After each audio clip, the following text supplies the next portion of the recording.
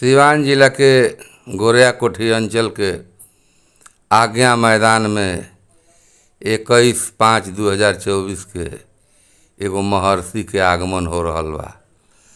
हमहू भोजपुरी कवि सत्येंद्र सिंह सिंहानी सिवान के जन जन के आज्ञा दिहल चाहतानी कि चल के ओइजा वो महर्षि के अभिनंदन कइल जा। देखी सिवान के धरती पर केहू मेहमान आवता, यह मथेला बा कि नेह के नीर नयन से ढरकल मन के साधक सुगना चहकल फर के आठों अंग बुझाता में जान आवता।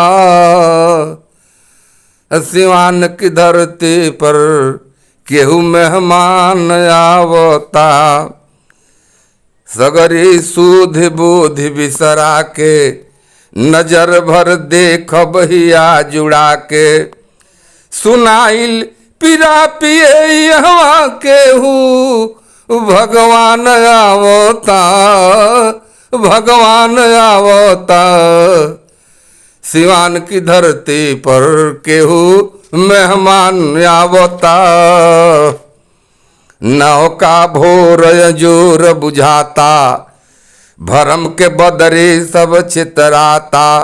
अंगुरी धो के केहू चलाए मन में ज्ञान आवता।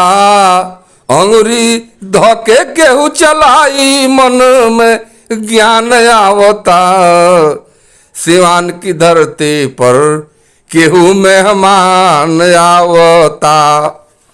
कश्मीर से कन्याकुमारी मिलल जेकरा पहरेदारी, जाने हाल घर घर के सेवक प्रधान आवता।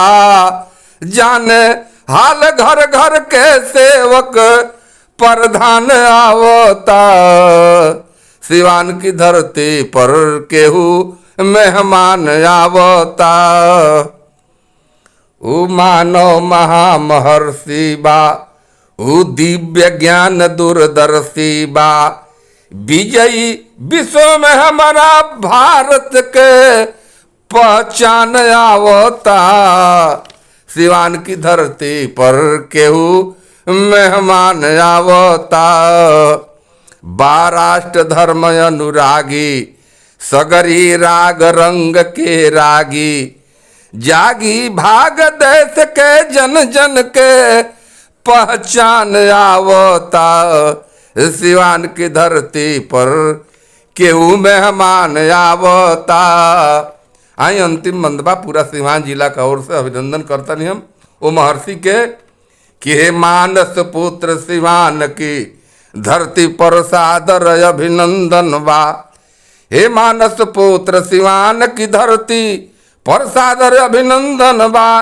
प्रगति के पाम प्रगति के डगर पर प्रगति पुरुष के बंधन बा। धरती धन्य सिवानी धन्य धरा के ध्यान आवता। सिवान की धरती पर केहू मेहमान आवता। सिवान की धरती पर केहू मेहमान आवता। सिवान की धरती पर केहू मेहमान आवता। 21/5/2024 के चले के बाबा हम वो महामानव के अगवानी करे खातिर। जय हिंद, जय भारत।